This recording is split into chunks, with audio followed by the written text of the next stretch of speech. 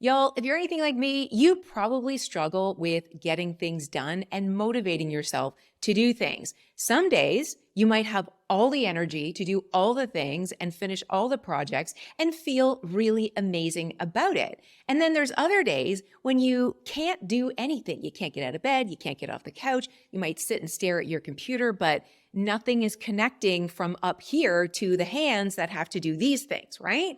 But here's the great news. Whether you have ADHD or not, self-motivation is a skill that can be learned and cultivated so that you can do things and follow through with them with more consistency and regularity and have the life you want to have and do the things you want to do. So if that sounds interesting to you, stick around because we're going to get into that right now. But first, if you're new here, welcome. My name is Karen McGill. I'm an ADHD coach and creator, and I'm here for the busy, ambitious brains who want to get schnizzle done, but they struggle to motivate themselves until today. So let's get into it right now.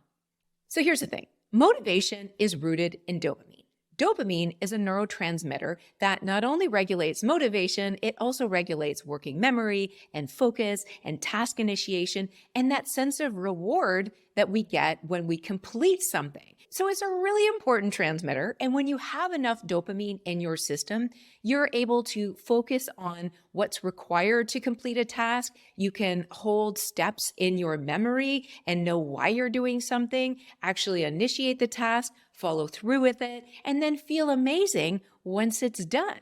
So naturally, when you don't have enough dopamine in your system, it becomes really hard to self-motivate to do things. You don't have enough focus. Your working memory, which is already at a deficit when you have ADHD, has even less capacity to hold all of the steps of the things that you need to do, and perhaps the bigger reason as to why you need to do it in the first place. So it becomes incredibly hard to get anything done, and you can't really motivate yourself to do it. It's kind of like running through hummus, man, and you just keep sinking and sinking. And the deeper you sink, the harder it is to get yourself out of it. I once heard motivation in ADHD described like erectile dysfunction of the brain, where you know you want to do something and you know it's important and it's valuable, but you just can't perform. So that is what's happening inside the brain and body when you can't motivate yourself to do something you know you need to do. It all starts with dopamine. But what you're probably wondering is,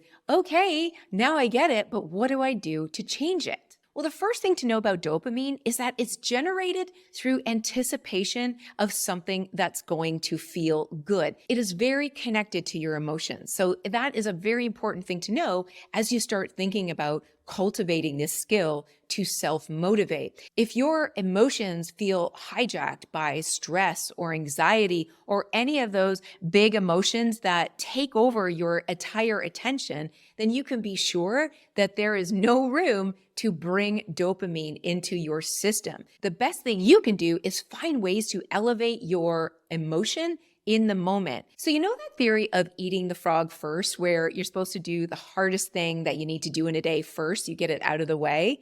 Well, that's actually the reverse of what ADHDers need to do. If we want to generate dopamine in our brains, we need to start with things that are enjoyable first, or that we know that we can do and get a quick win, because the more quick wins we can get, the better we're going to feel. The better we feel, the more dopamine we have in the brain in order to take the next step and the next step.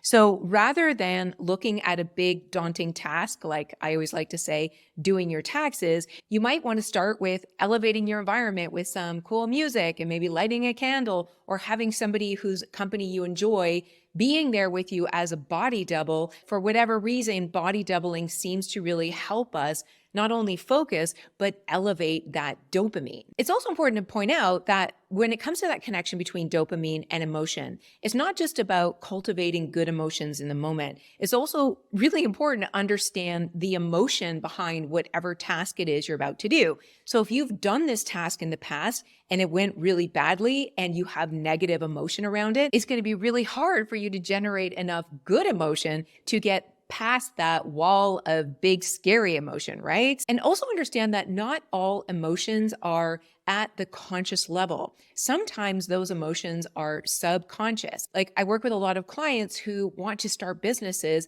and the idea of starting a business is so amazing to them, but for some reason, there's a conflict between their desire to want to do it and their actual ability to move themselves forward. And what's happening is that below the surface, there's often a subconscious fear of not being good enough or imposter syndrome or failing publicly. Like there's something there that's holding them back from having enough dopamine to move forward with the thing that they really, really want to do. And that's obviously a bigger conversation, but it starts with getting to know yourself and taking time to really ask, like, what is behind this inability for me to take action? What is the deeper fear here? And what is it that my brain is trying to protect me from? And once you know that, that can be the unlock that you need in order to make rapid progress in whatever it is you want to do. Sometimes that's hard to do it on your own. It can be helpful to work with a therapist or a coach to really understand what's happening at that subconscious level.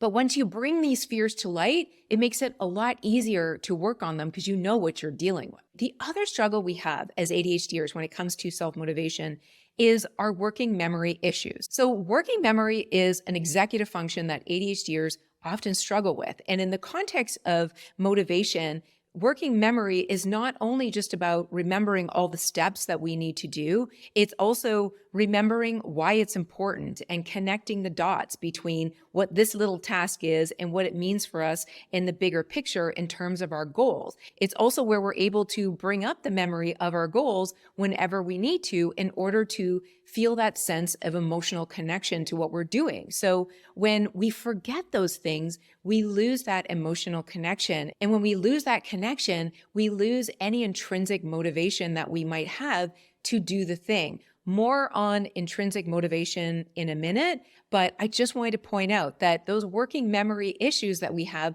make it really hard for us to remember why things need to get done, why they're important, and what all the small pieces mean in terms of the bigger picture. The one other thing I want to point out about ADHD and self-motivation is this idea of self-sabotage.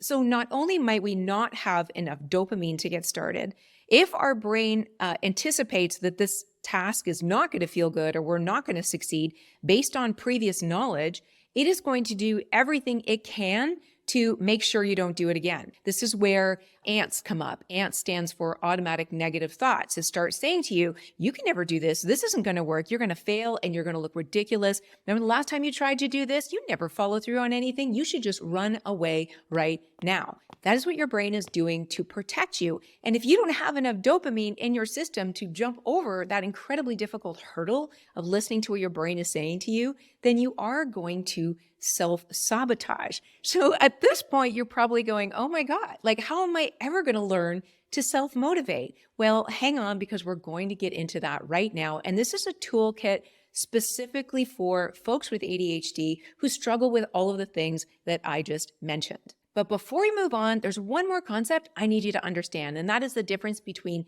extrinsic motivation versus intrinsic motivation. So extrinsic motivators are those things that are external to us. So if you're somebody who's very competitive and you're motivated by winning and getting the gold stars, then that might work for you. Or maybe conversely, maybe you're somebody who's motivated by not losing. But regardless, these are all external rewards and failures. And the problem with external motivations is that the minute you win the thing, get the thing, or the thing becomes like not as interesting anymore, you immediately lose all motivation to push yourself forward. All of your dopamine drains out of it. So extrinsic motivation generally doesn't get you that far.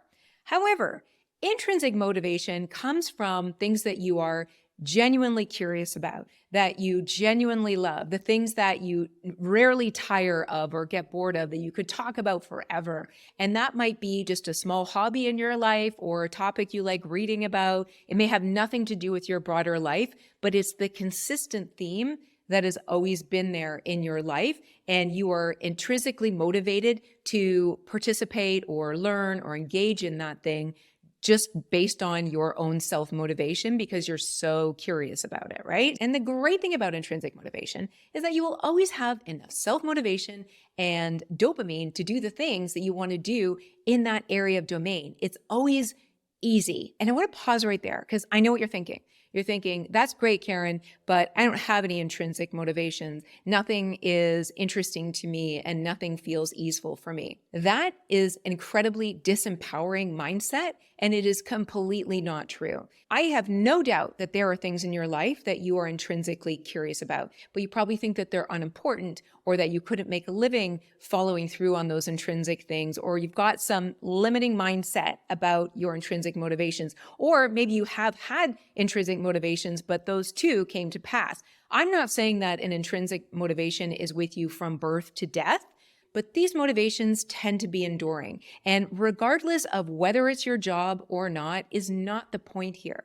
The point here is to know where your intrinsic motivations lie, because the more you can move your attention in those areas and pour more energy into them, the more dopamine you're going to have overall, rather than chasing these external motivations that may not mean much to you, and you never get any sense of gratification whether you achieve them or not, right? So the dopamine lives here in the intrinsic motivations, and your job is to make your life about those motivations as much as you possibly can. So with that said, I'm now going to leave you with 5 things that you can do to cultivate the skill of self-motivation so that you can activate yourself to do the things you want to do. And number 1 is to find an emotional connection to the task that you need to do. So let's say it's your taxes and nobody's emotionally connected to doing taxes, even if they're getting a refund. However, you might be emotionally connected to the feeling you're going to feel when it's done and it's a load off your plate and out of your brain. Or maybe it's something you're going to reward yourself with afterwards that is in that area of intrinsic motivation. Get curious, get creative, but find an emotional connection to that task. That's going to help with the working memory piece and the motivation and focus you need to move forward. Number 2 is managing your mood. And the best way to do that in the moment where you need to motivate yourself to do something is to start with something that you do enjoy so that you can get that dopamine neurotransmitter flowing. So instead of eating the frog in order to get the task done, do the reverse and eat the dessert first in order to give yourself the good vibes you need to get started on the task at hand. Number 3, start very small to go big. When we're talking about something like taxes, that's not a task, it's a project, and it's big, and there's a lot of bits and pieces to it. And when you have working memory issues, it's really hard to hold all those steps in your mind and remember also the emotional connection you have to it. So instead of sitting down to do your taxes, sit down and organize your paperwork and tell yourself, I'm just going to organize paperwork for 5 minutes. And then if I feel like moving forward, I will. And if I don't, if I start to feel overwhelmed, I'm giving myself permission to move away. You get all your papers printed out and lined up, check in how you feel. And if you want to keep going, keep going. But starting small and honoring that promise to only do 5 minutes, if that's all you have capacity to do, is really important for building self-trust. So find a point of entry in whatever it is you're trying to accomplish. It can be super small. Promise yourself 5 minutes or bust. And at the end of 5 minutes, see where you're at. I guarantee you'll probably want to go for at least another 5. The next point is not to do it alone. As I mentioned earlier, body doubling has this magic appeal for us where we're able to focus when there's somebody else in the room or on like a computer screen. Having somebody there virtually or in person goes a long way to building those dopamine levels. And number 5, you've got to celebrate your wins. I know that sounds like a throwaway point, but it's not, and I'll explain why. Every time you make progress towards a task that you're struggling with, whether it's doing that 5-minute rule and you just leave it after 5 minutes, or it's something bigger, you've got to acknowledge the fact that you took a step and you followed through with it. And I want you to hold that acknowledgement, that celebration, that feel-good feeling in your mind and in your consciousness for at least 60 seconds. Because your short-term memory has a tendency to only pick up the biggest emotions that you feel. And generally, the biggest emotions that you feel are negative. So all of those negative imprints are in your brain in a little filing cabinet, and your brain constantly brings them out again to remind you of how horrible something felt last time or how you didn't follow through then, so you won't follow through this time. So what you're doing from a neurological standpoint, when you're marinating in the things that you do, you're adding proof positive points into that little filing cabinet. So now your brain is losing steam in terms of the automatic negative thoughts that it's able to throw out whenever it needs to. Now it's being counterbalanced with positive thoughts. And if you build that muscle, you will find that you will self-sabotage a lot less. So those are the 5 steps I would recommend for any ADHDer who wants to cultivate a skill of self-motivation. I hope it's helpful. And on that note, thanks for watching, guys. I'll see you in the next video. Bye for now.